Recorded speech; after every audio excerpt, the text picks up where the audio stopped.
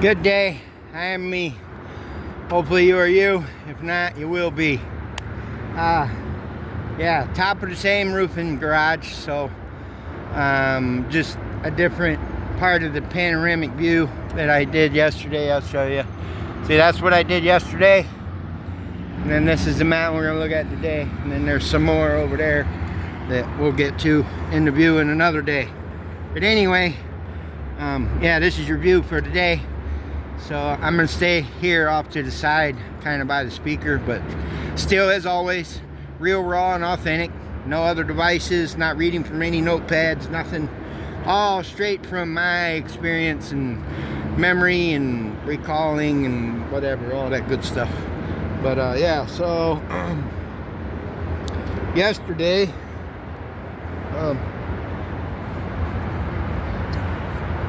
we left off at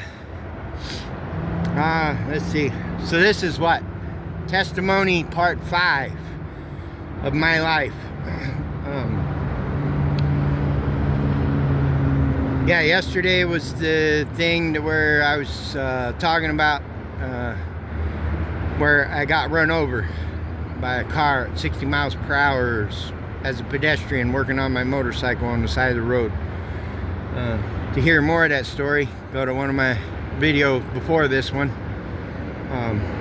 But, you know, watch all my videos because they all got nothing but truth in them about different things, whether it be the religious system, the banking system, the law system, the medical system, you know, just all of it. I'm exposing 100% truth that I've been revealed by the Father, who is real.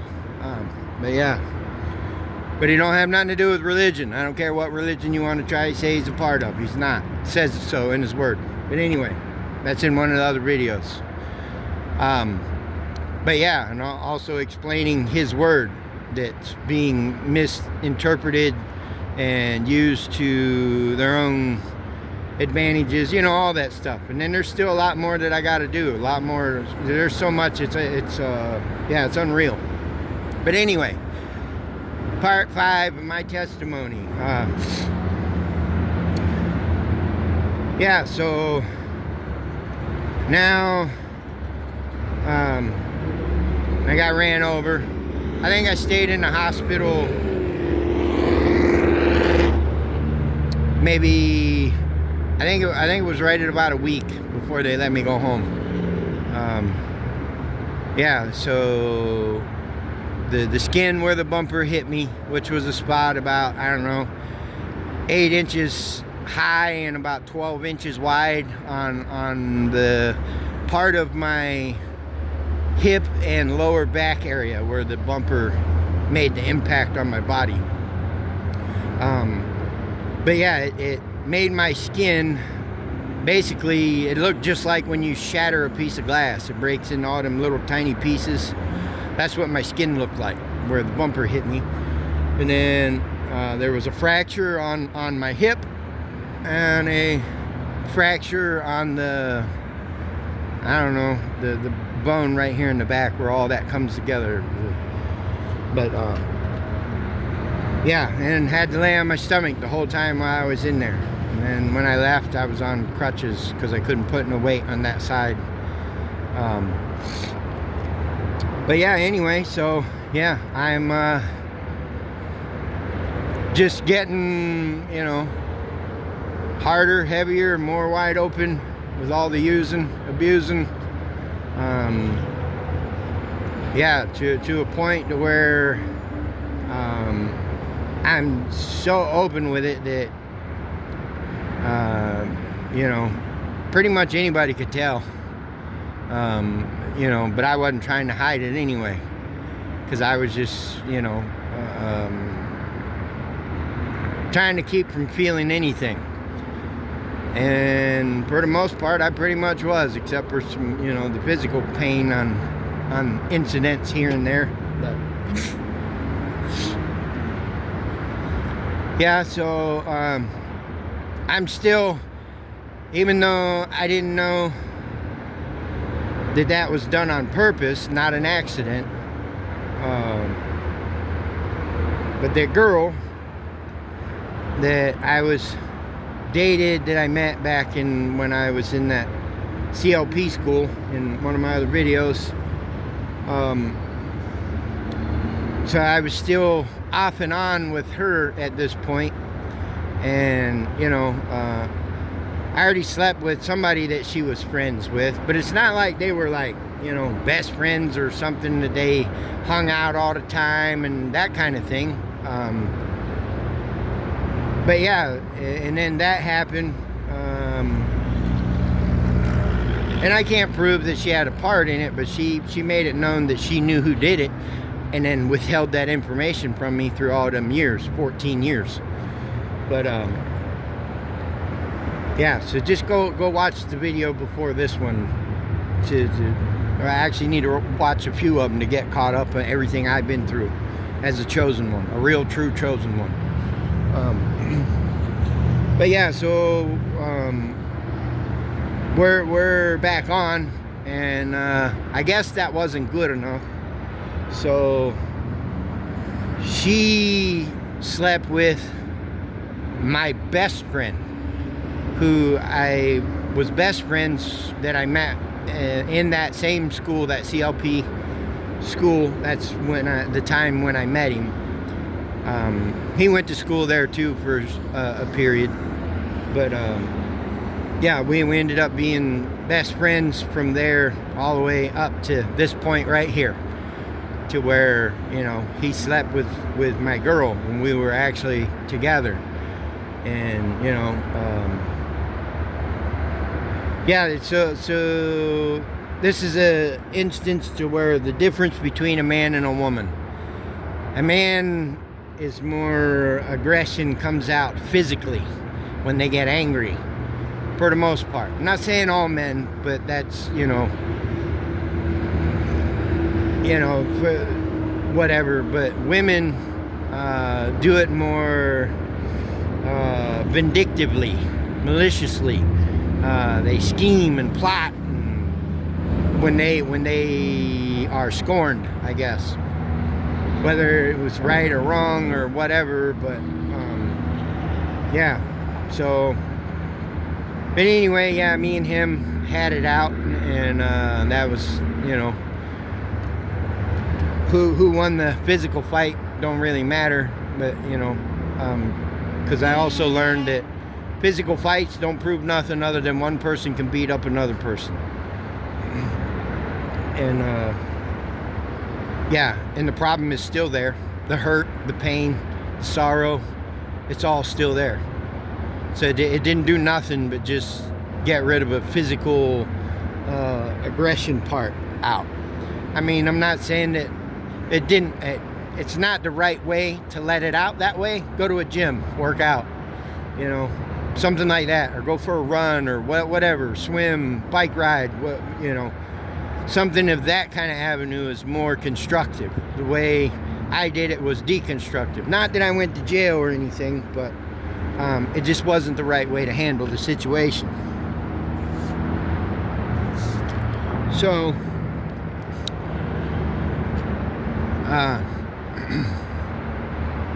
yeah, so we had it out, and I left him there, and I left, and yeah, we didn't talk or anything for a very long time. Many years I didn't see him or have anything to do with him after that, or her, for that matter. Well, no, there was one more time, but I'll kind of throw that in there because it's but anyway, because of that, so then what do?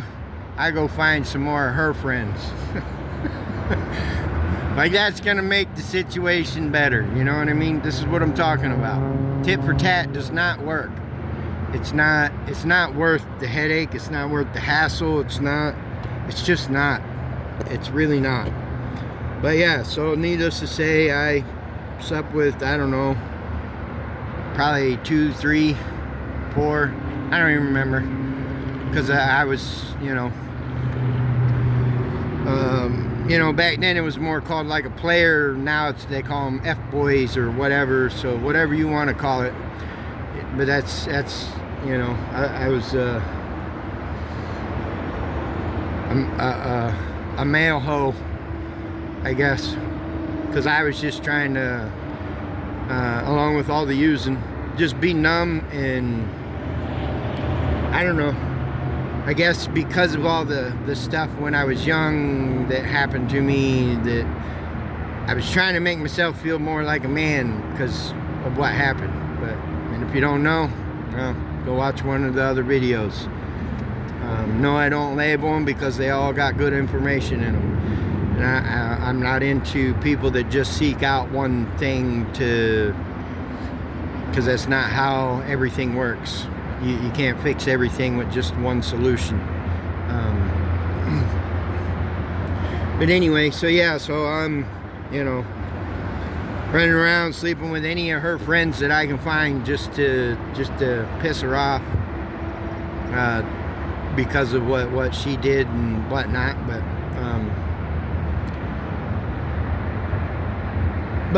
so we kind of went our own ways, and then I meet somebody else that was a best friend for some years.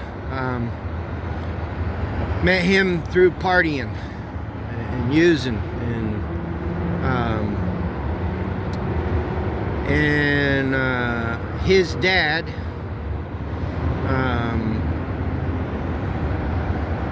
worked at a place called Nelson Ledges Quarry Park. It's a primitive campground. It's a lot different now than when I was there, but it was a huge party place for a long time, many years. Because back in the 50s, I think it was like 55 or 56, when they was digging it out, getting the sand and gravel out, because that's what they was doing, they hit a underground spring or river or whatever, and it filled up with water. So then they sold it. The Hells Angels bought it and owned it for, I don't know, quite a few years. And then they sold it to somebody who was, you know, it was still a party place and a distribution thing for, yeah, a lot of corrupt stuff, we'll put it that way. Yeah, that's probably the best way to put it. And I don't mean just the stuff that, you know, people are using and abusing. There was not that, I don't think they ever did like trafficking people, but you know, like bang bangs and all that kind of good stuff. But they got busted. So then another person bought it, and by this time we're getting a lot closer to the early mid-90s.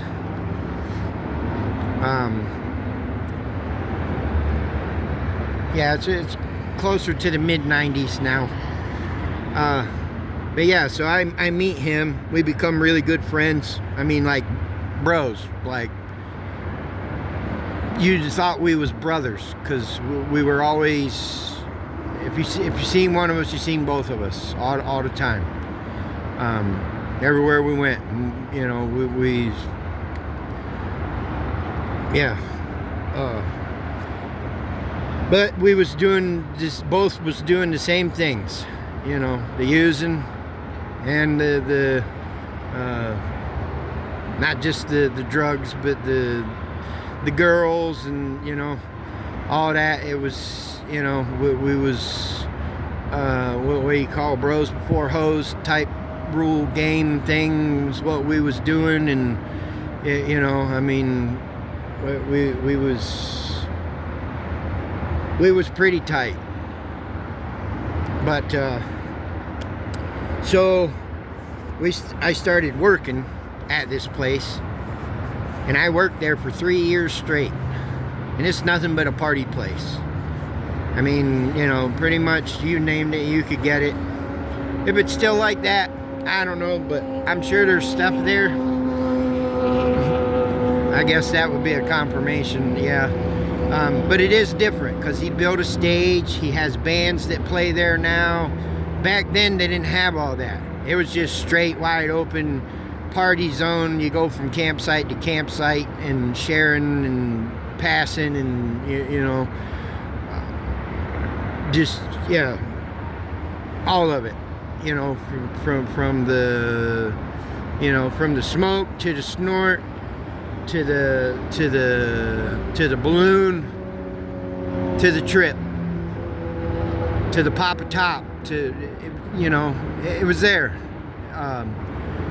and it was known that that's what that place was, you know, because that's pretty much the way it became from, you know, when the Hells Angels owned it for a time, for so many years.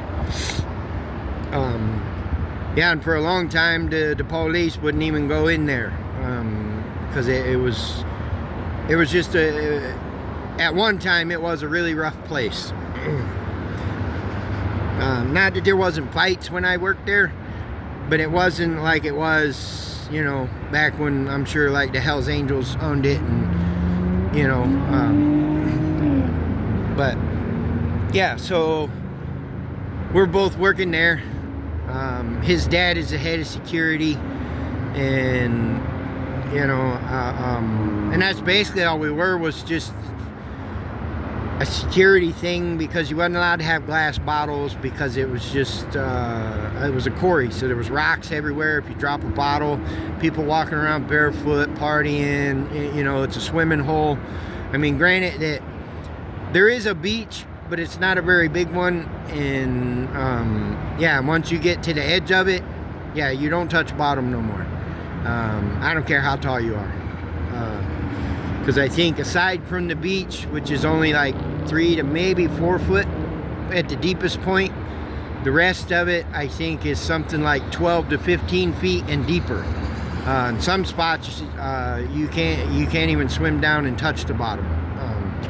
I mean, you know, maybe a free diver or something probably could, but anyway, yeah, so now I'm just straight wide open, sleeping on a hammock with a tarp draped over it. That was my tent. You know, yeah, and just party from the time I wake up to the time I pass out, you know. Just trying to stay numb, not have to think about nothing, feel nothing, and just, you know, basically a walking zombie, a functioning zombie is pretty much what I was at this point. But that same girl that, you know, she slept with my friend, but she slept with my friend when we were together. I slept with her friends when we weren't together. But she can tell her side of the story however she wants, but whatever. Yeah, but then I see her there one night, and she's mad at the guy that she ended up having kids with. So what yeah, you can pretty much guess it, because she was mad at him. She did with me the same thing that she did with my friend against me, to yeah, the father of her kids. But yeah, so, you know, but then before it's all over with, I mean, we weren't together or anything, but the guy that was my best friend through this period ended up being with her, and as far as I know, they're still together to this day. And I've talked to him a few times here and there, and he's just told me stories about just like how her, you know, she was just like me. She didn't have the best examples of leadership to go from. You know, nothing against her mom or her dad, because they were both really good people to me anyway. I got along with both of them. Like, I mean, her dad came to the police department one time when we got in trouble, and he tried to get them to let him take me home when he came and got his daughter. I've never had anybody else other than him try to, talk them into letting me go to them. But we were underage at that time, so they couldn't do it. But yeah, so it was. He was good people, even though he had his hang-ups and stuff. He was a good person. Her mom too. She loved me. She was real sweet to me. Yeah. But her and her sister, they like to run around and use that thing to manipulate men, type of thing. I guess that's a way you could put it. It wasn't just outright, selling it. It was, what do you do for me if I give you a kind of, you know what I mean? Not an outright, pick up on the corner and pay him and do your thing and drop him off and go. It was, you know what I mean? It was a little different. But yeah. Anyway, but that's, so yeah, she didn't have the best examples of leadership to learn from either. So, but yeah, there was an incident that happened. It was actually on my best friend on his. It happened on his birthday party.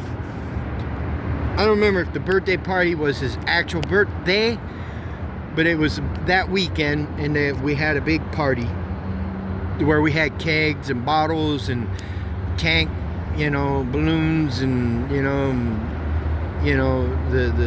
smoke, the snort, the trip, the everything. It was a party. It was wide open.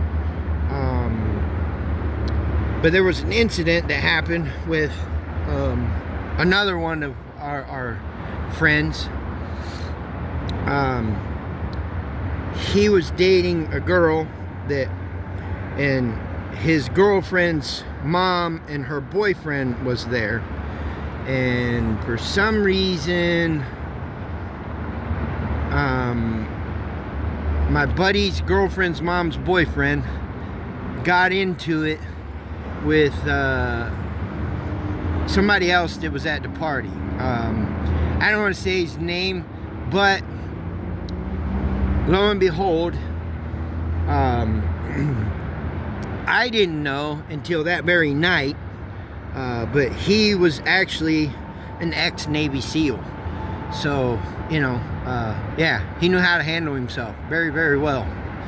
And I'm sure that other guy, I'm not going to say his name either, but I didn't know, and I knew him way, you know what I mean? I didn't know him, but I knew him from working there because he was friends with the guy that managed the place and everything.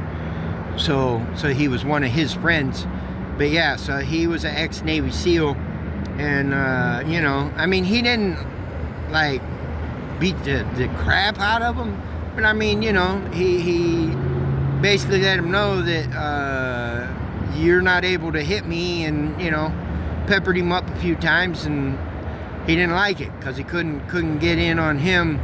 So then when he goes to leave, he gets in my buddy's girlfriend's mom's car, because it's her car, not his car. And he's trying to take off in her car and leave her there, which would have been fine because we'd have got her home. That wouldn't have been no problem. But it was the whole thing of he was taking her car without permission. So in other words, he was stealing her car.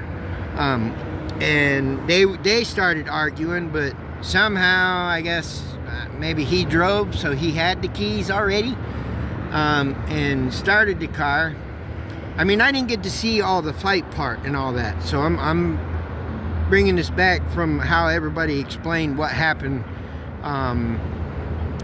So he starts the car, puts it in drive, and takes off to go out of the park. And the park has pea gravel roads, and they're not like baby butt smooth either. There's some, you know, little potholes, mud holes, whatever, water holes here, there. So she, being the superwoman that she is, because the window was down on the driver's door and it was open, so she's hanging on to the driver's door with both hands, and he starts to drive off to go out of the park, and I'm walking back from going up to the concession stand to get something, and I just see them coming, the car coming around, and you know, she's hanging onto the door right there where the window goes up just above the thing, hanging on it, you know, and the rest of her body's just dragging in the gravel, and as they're coming by me, I just run over and I grab her around her body, and I'm picking her up off of the ground, and now I'm skiing in the gravel, like I'm bumper skiing in the snow. I don't know if anybody's ever been bumper skiing or anything, to where you hold on to the bumper and the roads are real snowy and icy, and you're just on your, you know, in your shoes, on your feet, just skiing behind the car. Well, that's kind of what I was doing, but I was holding on to her, you know, in like a side bear hug type thing, because she's laid out this way, hanging on to the door, and I'm just hollering, let go, let go. But you know, like I said, the road wasn't smooth, and we hit a pothole. Well, she couldn't hold her body weight and my body weight, so when that happened and I lost my footing, she did let go of the door at that time. And then now I'm all skinned up and bleeding from, you know, trying to save her. Not that I'm mad at her, now I'm mad at dude. But I'm not the only one mad at dude, because as soon as we, you know, we stop and I get up and make sure she's all right and she's okay, and the thing we did, or I did, well, I say we because there was 9 of us all together. I run to my car, and I have a Cavalier Z24 at this time, which, if anybody's ever had a little Cavalier, it only seats 5 people, legally, according to the world's law. But yeah, we crammed 9 people in there. Why 9 people wanted to go, but whatever, I don't know. I was just driving. And yeah, so we were on the hunt. We were chasing dude down. We left the party. Yeah, so even though we were all pretty well lit and having a good time, I don't remember having a buzz anymore at this point, because the adrenaline took over. But yeah, so there's 9 of us in my car, and I do happen to remember that, like, one of them's got like a tire iron, and I'm like, I don't even know where they got all this stuff so fast. You know, tire iron, a baseball bat, and just a, you know, a stick. What? I'm like, you know, but I wasn't thinking about this at the time. This wasn't until later when we went back. You know, like, where'd you guys get all that crap at so fast, or whatever? I mean, because it all happened so fast. It was unreal. But anyway, so we found the car. Evidently the car either broke down or ran out of gas or something, because it was on the side of the road, and he had broke out all the windows. He had smashed up the windshield, you know, and put a bunch of dents in the car and everything, but he wasn't nowhere around. But so we just kept driving up the road, and yeah, well, there he was, and we seen him walking. So what did I do? Something that was done to me. Yep, that's right. I used my car. But he was walking. Not that that makes a difference. But, so he went like, you ever went, what do they call it? It's like a mailbox. I don't know. And we did some really stupid stuff back in the day. To where you take your car and you hit the mailbox and you try to get the mailbox to fly over the top of the car instead of mowing it over. And it was just a stupid game that we would do, drinking along with throwing beer bottles and baseball bats, playing mailbox baseball and all kind of dumb crap. Just retarded, dumb, not using your brain at all. So don't do none of this stuff. It's not smart. It's not to mention, even though you got to buy the mailbox, but yet it belongs to the federal government and it's against the federal law for you to do anything to it or with it or what. So make that make sense. But yet they never paid for it. So I can understand it if they paid for the mailbox to be in front of your house. Not you got to buy the mailbox, but it's our property. So, but yeah, anyway, that's another video. But yeah, so I clipped him. I didn't like run him over because he was at the edge of the road. I wasn't trying to go in the ditch because the road that he was on and where we're at in the country, they have ditches. I mean, ditches that when your car goes in the ditch, yeah, you're not driving out of it. Some of them were even so big that you wouldn't see nothing but the top of a car once it was in the ditch, because but anyway, so I clipped him, and then my buddy that was in the passenger seat opened my passenger door also, so he hit the door with him too.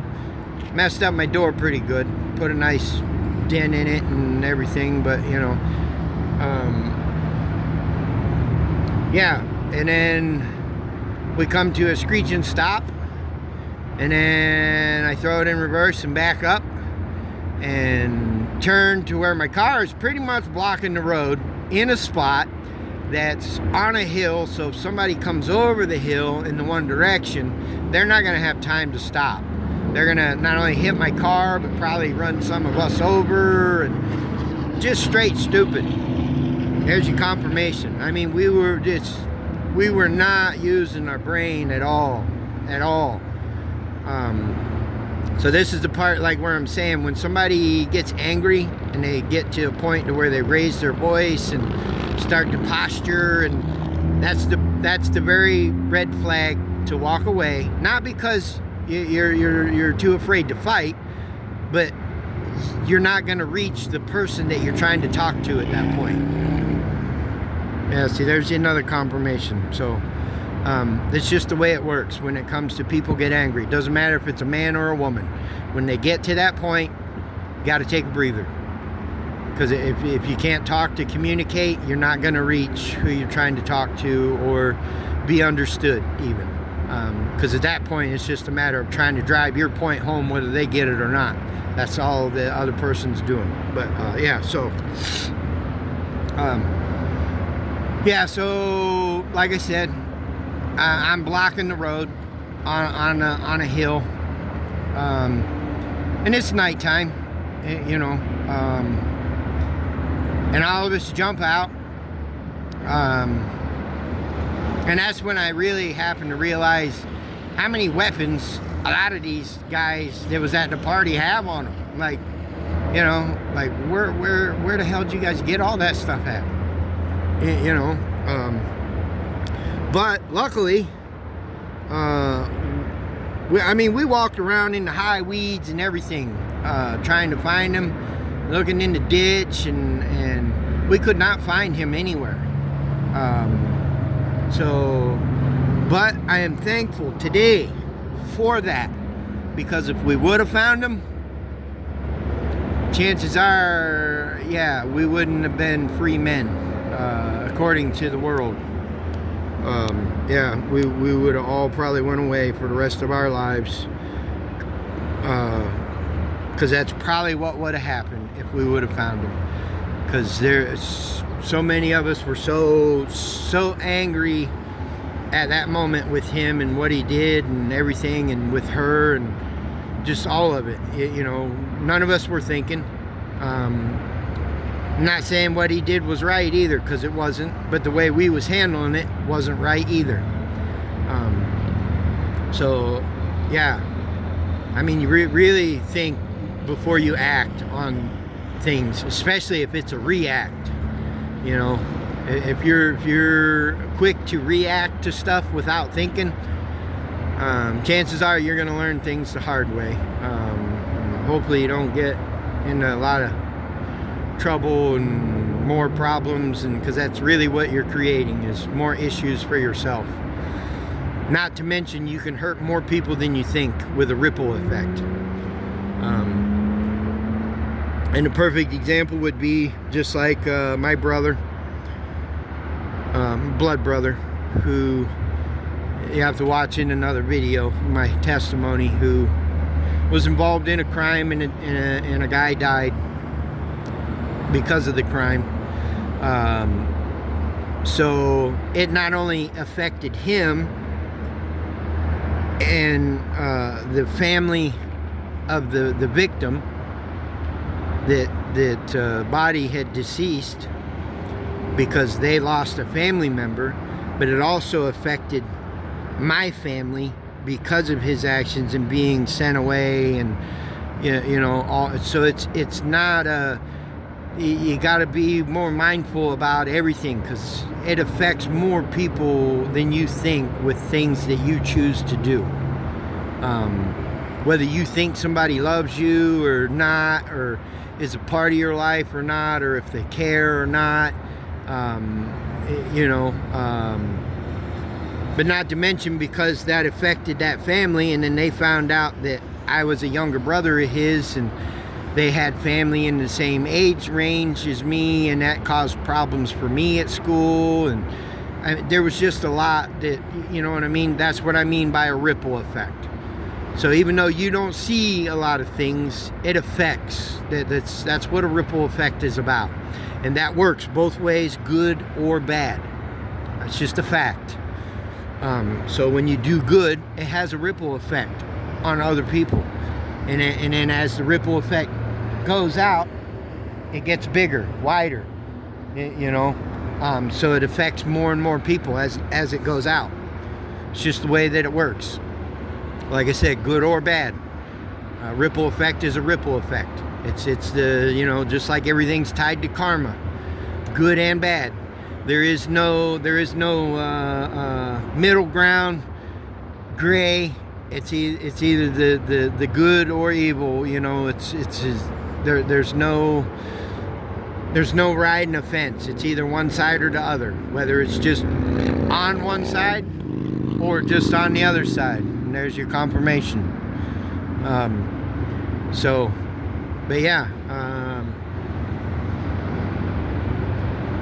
Yeah, so I am very thankful that we didn't find him, for all parties involved, and then some, even the people that it would have affected, that didn't have nothing to do with what was going on, the whole situation, just because they knew us, or they were related to us, or, you know, because that would have had an effect on them. These are all things that I've learned through my journey in life, you know, and this is why I'm being led to share everything, to help others to not have to experience a lot of this stuff the hard way. I mean, you can if you want to, that's your choice. I hope you don't, you know, and you think more. You know, it's why you have 2 ears, 2 eyes. You only have 1 mouth. You know, even your brain has 2 sides. So that means you're supposed to think more than even what you speak. You know, yeah, so, yeah, very, very thankful that we did not find him, and because, yeah, life would have turned out very different for a bunch of families. Because like I said, there was 9 of us. That includes me. 9 of us in my car looking to do harm to him. You know, not everybody had a weapon, but there were some that did. You know, so yeah.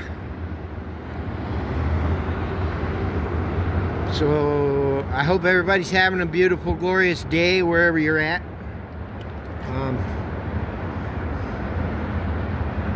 But yeah, we'll pick up tomorrow from here. Yeah, because there's still a lot of amazing, miraculous stuff that I experienced. I mean, you know, we're only to the part to where I'm now just you know, from the age of 18 to the age of 21 now. This is where I'm at in age range. But yeah, so I don't know what the timer's got here. Oh yeah, we're 42 minutes. So yeah, we'll leave it here. And I will do another one tomorrow. And yeah, enjoy your day. Be grateful, thankful. Tell somebody that you love them. Make somebody smile. You know, change the way you look at things. Because that's where, you know, you got to change your perception. And it all starts with what you're feeding in. And it's just the way it works. I'm only the messenger. So focus on the message, not me. Because if you do, you're going to miss the message. But if you did focus on me, watch the video again. Listen to it. You know. So, yeah. Have a blessed day. Enjoy life. Because it'll be over before you know it. And it can be over faster than you think, because you're not even guaranteed the next day or the next moment. Nobody knows when their time is. So, you know, live for today, not tomorrow, or, you know, next month, next year, you know. Try to be in the moment as much as you can, because that's the only thing that you really have control and can do anything with. Because you can't do nothing about anything that you think is going to be, because you're not even there yet. So, but yeah, have a blessed day, everybody. Peace, love, and light. Shalom.